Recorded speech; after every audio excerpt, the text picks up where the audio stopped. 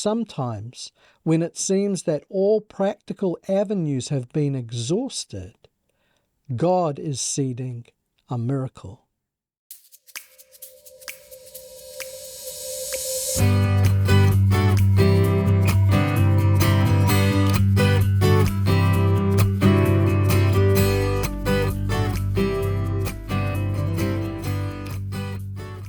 Shalom, I'm Yaakov. Welcome to Line Upon Line. In this episode, we continue our study of the first book of the Torah, Bereishit, with Genesis chapter 16. We should keep in mind the events of the previous chapter as we read the narrative of chapter 16. Avram has just received the unconditional covenant of the land and has been shown the future slavery and subsequent deliverance of Israel.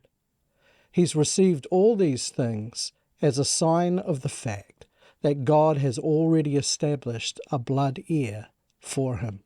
Avram is said to have come to a place of complete trust in God. He is thus credited with righteousness. Now, however, it seems that he's either neglected to pass this information on to Sarai, or she's chosen to doubt God's ability to fulfill his promises to Avram.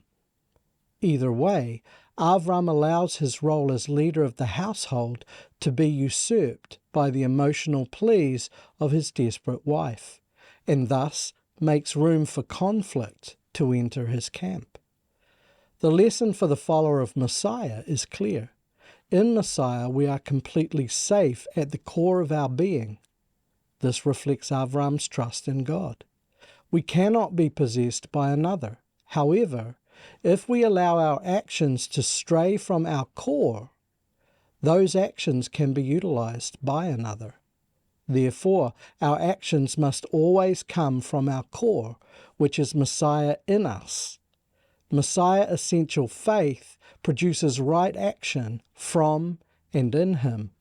In Messiah, we sin when we forget who we are. In a wonderful redemptive twist, God blesses Hagar and her son, though he also clarifies that Ishmael will have a cantankerous spirit, and his volatility will play a role in the future history of humanity. At the conclusion of this account, however, it is Hagar's choosing to see, that is, recognize the God who has seen her, and her obedience in returning to serve her mistress, that restores her position within the tents of Avram. Thus, Hashem, Yod-Heh-Vav-Heh, mercy himself, delivers her from perishing in the wilderness. In a paradoxical sense, Hagar's symbolic role as an Egyptian places the soon-to-be slave master of Israel under the authority of Avram and Sarai. In this account, Egypt is seen figuratively as the servant of Israel. Just as Israel was to wander in the desert, so too Egypt, through Hagar, wandered in the desert. However, where Israel's freedom was to be found by leaving Egypt, the land of double distress behind, Egypt's freedom is found in her returning to Israel. In the repetition of the Hebrew words ayin, referring to the eyes, and ra'ah, see, and through the naming of Ishmael, this historical story emphasizes the all-seeing and all-hearing God of Israel. Let's now take a look at the text line upon line, beginning with verse 1.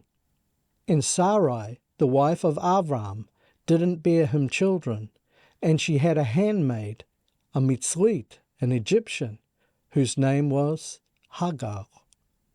The shame associated with being barren in biblical times can't be overstated. Children, and in particular male heirs, were essential to the survival of the family and the retention of lands and wealth. In spite of God's promise, Avram had been in the land of Canaan 10 years without any sign of an heir. It may well have seemed like God had forgotten him, However, in reality, this is yet another step toward complete reliance on God. Sometimes, when all practical avenues have been exhausted, only a miracle of God can establish His promises. We should not need reminding that even the practical avenues are the domain of God. According to the Midrash, as interpreted by Rashi, Hagar was a daughter of Pharaoh, who was gifted to Sarai after Pharaoh had witnessed the power of God at work on Sarai's behalf. He had concluded, better that she, Hagar, be a servant in their household than a princess in someone else's. Bereishit 16:2. And Sarai said unto Avram, Behold, now Hashem has restrained me from bearing. I plead with you, go in unto my maid. It may be that I may obtain children by her. And Avram heard, listened, understood, and consented to the voice of Sarai. It's worth noting that it's the attribute of mercy displayed in the holy name, Yud-Heh-Vav-Heh, which is responsible for restraining Sarai from bearing children. In the ancient Near East, surrogate mothers were often employed for the purpose of continuing family lines, a custom that is attested to in places such as ancient Ur and Cappadocia. The patriarch Yaakov also had children in a like manner, and the sons born to his wives were all full members of his household. However, in the present case, it's election that will determine Isaac's status as heir to the promises of Avram, while Ishmael, who has been blessed with a different blessing, will be put out of the household of Avram. Avram seems to have momentarily taken his eyes off Hashem and instead given himself to the intellectual delusion of human reason, rather than walking in trust of God. What's more, he listens to Lekol Sarai, the voice of Sarah, rather than Akol Adonai, the voice of the Lord. Bereishit 16:3. And Sarai, Avram's wife, took Hagar, her maid, the Mitzrite, the Egyptian, after Avram had dwelt 10 years in the land of Canaan, and gave her to her husband Avram to be his wife. We find an interesting remez, or hint, in the Hebrew text when we read the meaning and the names of the characters. Let's read the text that way, using the meanings of the names. The princess, wife to a nation's father, took flight in double distress after the nation's father had spent 10 years in a land of humility. Sarai is the instigator of this faithless action. She is in double distress because, unlike Avram, she has not trusted Hashem. Therefore, she believes she is unable to bear children and that God is unable to provide her with a child. So, Sarai is taking flight from God's promises, a decision that will result in the birth of a child who will bring perpetual conflict to the progeny of Sarai's womb. Thus, the number for completion, 10, is seen in the remez to represent the complete activity, humility, of the Hebrews under the Mitzrayim, the Egyptians, something that was outlined in detail during Avram's covenant experience in the former chapter. Bereishit 16:4. And he went in unto Hagar for the purpose of causing her to conceive. And when she saw that she had conceived, her mistress became insignificant in her eyes. She despised and looked down upon her mistress Sarai. It was not unusual for men to have multiple wives at this time and in this context. In fact, without the protection of a husband and a wider family collective, a woman living in this historical environment would have surely died from lack of provision. To be given to a man of Avram's stature would have been considered an honor and does not constitute sexual slavery in the modern sense. Remember that Avram acquired his Egyptian servants and riches through his relationship with the ruler of Egypt. In fact, Hagar's life with Avram's family may well have been far more comfortable than her former life under Egypt's religious and cultural rule. Therefore, having been lifted from the position of servitude into the role of second wife, Hagar was being offered an opportunity for greater comfort and status. This makes her actions towards Sarai seem heinous rather than just run-of-the-mill pettiness. Instead of showing mercy towards Sarai in her barren state, Hagar looks down upon her and despises her, viewing Sarai's infertility as a sign of inferiority. For a woman of this time and context, the inability to bear children was disgrace enough, without the added ridicule of her peers. Bereishit 16:5. And Sarai said unto Avram, My wrong be upon you. I have given my maid into your bosom, and when she saw that she had conceived, I became despised in her eyes. May Hashem judge between me and you. The literal translation, my wrong be upon you, is ironic. While the plain meaning should be understood to refer to the fact that Sarai has been wronged, the remez, or hint, conveys the idea that it is her wrong action that is being visited on Avram due to his lack of leadership. Avram's desire to please his wife had caused him to temporarily relinquish the promise of God regarding his progeny. Thus, the wrong committed by Sarai in insisting that Avram cohabitate with her maidservant has now come back upon Avram, who is the leader of the household and is therefore both explicitly and implicitly responsible for the current situation. From time to time in the Tanakh, we read this spine-chilling statement, May Hashem judge between me and you. It's not something that should be uttered lightly. In this case, Sarai's profound hurt over her inability to conceive has been compounded by her maidservant's ridicule and has resulted in an emotionally charged and rash pronouncement. Genesis Rabbah 45:5 suggests that Sarai's litigious actions were the reason that Avram outlived her by 50 years. However, a glimmer of hope can be seen in the attribute of mercy that emanates from the divine name. Thus we read, May mercy judge between me and you. Bereishit 16:6. But Avram said to Sarai, Behold, your maid is in your hand. Do to her what seems good in your eyes. And Sarai kept her busy with the chores of servitude, and she fled from before her face.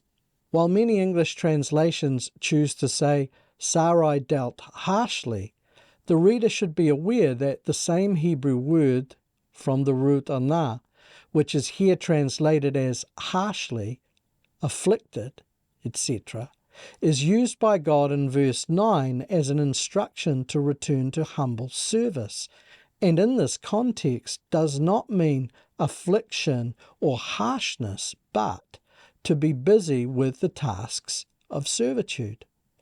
Therefore Avram, who has taken Hagar as wife and has given her all the privileges that come with matrimonial obligation, now returns Hagar to Sarai, for whom Hagar will always be considered a servant. The text doesn't infer mistreatment, but rather demotion. It's most likely that Hagar flees not because of abuse, but because of anger at having been denied her newfound preeminence in the home. However, that which seems good in Sarai's eyes is not necessarily good in God's eyes. Avram once again abrogates his authority as head of the household in order to please his wife Sarai, and as a result, Hagar, whose name means flight, flees. Bereishit 16:7. And seeking to secure her, the angel of Hashem found her by a spring of waters in the wilderness, by the spring in the way to Shur. Shur was located southwest of the land of Israel, on or inside the eastern border of Egypt. Therefore, Hagar was seeking to return home to Egypt. The angel of the Lord, who, based on the pursuant conversation, is clearly a manifestation of the Lord himself, seeks to give security to insecure Hagar. God need not find her. He knows her location. But manifesting as the angel of Hashem, God relates to Hagar in a tangible and present way. She is found by him and is privileged to see the unseen one. The Hebrew word ain, eye, which has already been used 3 times up to this point in the chapter, is now translated spring, that is, an eye in the earth producing water. This entire account emphasizes the all-seeing God, the God who had already seen the future heir of Avram's household. Avram traded his vision for that of his wife. Sarai, in turn, did what seemed good in her eyes, and Hagar used her eyes to look down on her mistress. Whereas God saw the end from the beginning, he foresaw his servants' faithless attempt to acquire their own heir. He foresaw the misery that would result. He also foresaw the rebellion of Hagar and the way she would take flight. So he prepared redemption for the one who would be subjected to misery. He seeded the spring of living water to sustain the wanderer. He saw the repentant heart of the one in flight and made a way for her to return to the tents of his people. Mishle, Proverbs 29:13 reads, "The poor man and the oppressor have this in common. God gives light to the eyes of both." Matisyahu or Matthew 6:21-23 reads, "For where your treasure is, there will your heart be also. The eye is the lamp of the body. Therefore, if your eye is good, your whole body will be full of light. But if your eye is bad, your body will be full of darkness. If, therefore, the light that is in you is darkness, how great is that darkness?" Our Messiah's words are the foundation for the saying, "The eyes are the window to the soul." The Hebrew consciousness sees the eye as a symbol of heart motivation. This is clearly the intended meaning of Yeshua's words in Matisyahu 6:21-23. Each of us has been seen by God, and each of us has a choice to make. Will we look upon him in return and allow him to fill our eyes with his light from the inside out? Or will we choose to close our eyes to his light and allow the Yitzir Hara, the evil inclination, to blind our vision with darkness? He is the God who sees. His eye is on the sparrow. Will we look for the unseen reality of his promises, or will we rely on the temporal vision of human reason? 2 Corinthians 4, "So we fix our eyes not on what is seen, but on what is unseen, since what is seen is temporary, but what is unseen is eternal." Bereishit 16:8. "And he said, Hagar, the handmaid of Sarai, where have you come from, and where will you go? And she said, I have fled from the face of my mistress, Sarai." Notice that God reminds Hagar of her status as the handmaid of Sarai. This is as much a rebuke as it is a rescue. God requires humility from Hagar.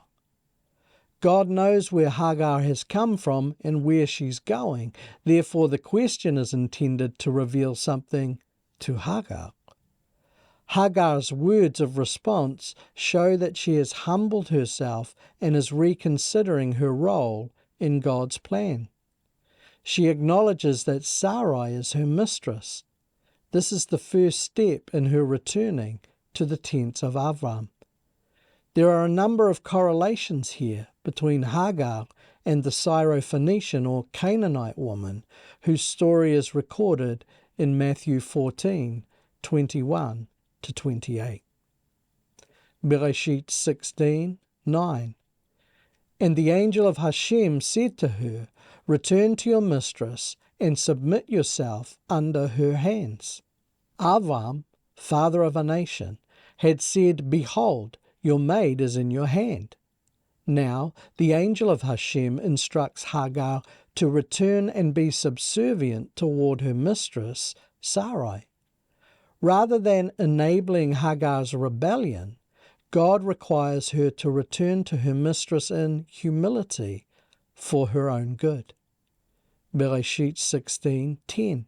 And the angel of Hashem said to her, I will multiply your seed exceedingly, so that they cannot be numbered, due to the multitude of them. Notice the differences between this promise and the promises made to Avram. Hagar's seed will be numerous, but the nations of the earth will not be blessed through her seed.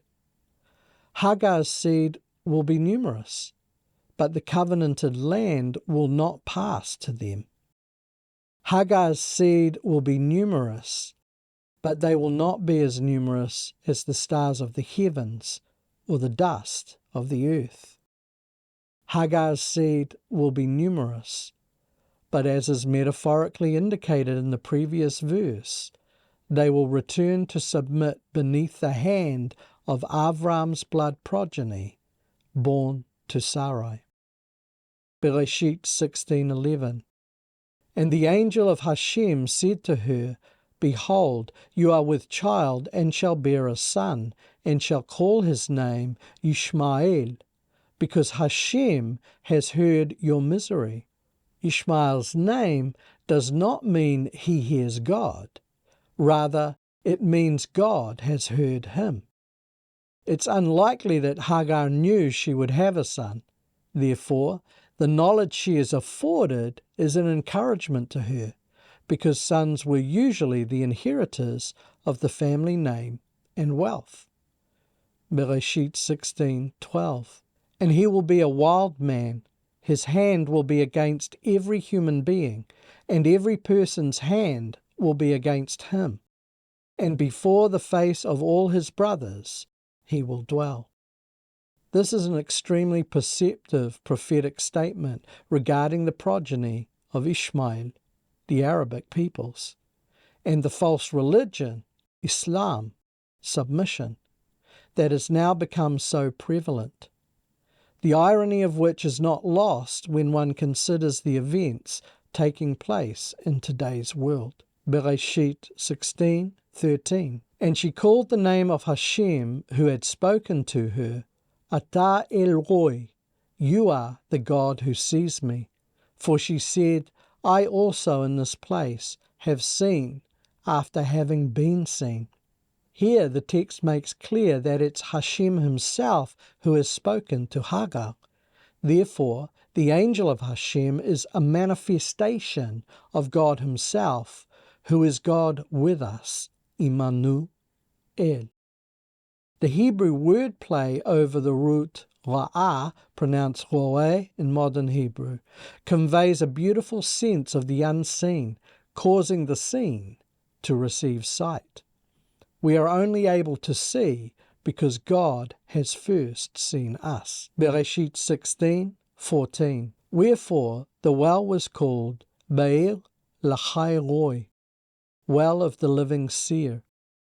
Behold, it is between Kadesh and Bered, The remez, or hint, in the three names of the spring gives way to a darash, a comparative teaching regarding loss and redemption.